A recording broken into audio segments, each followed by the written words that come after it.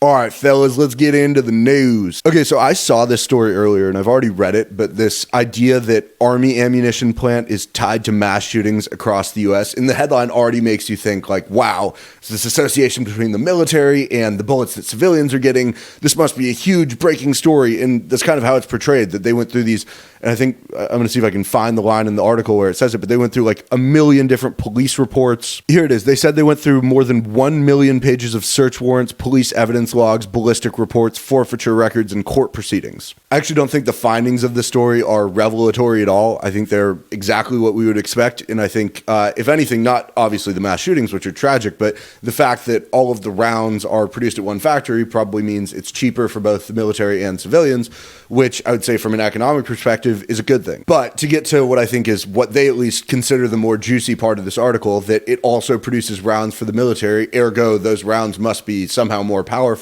or more able to be used for war, is a silly claim. I think for those who are familiar with guns, they'll know that the terminal ballistics of bullets, right? So more or less how deadly they can be, right? The speed at which they're traveling, meaning how destructive they are, how, I guess, piercing they are, right? How many walls they could go through hypothetically, is not determined. Well, it is determined by how much gunpowder is in the bullet, but the limiting factor is not necessarily the bullet. It's the gun itself, right? Like a gun's barrel and a gun's firing mechanism can only withstand so much pressure before the gun will literally explode because there's too much gunpowder. So there's certainly a range where there's a little breathing room around like what pressures a gun can handle, but there's only so much. Like you can't make a AR-15 bullet that long only with that much of it being the bullet and that much being the gunpowder and expect the gun not to explode. The gun will certainly explode.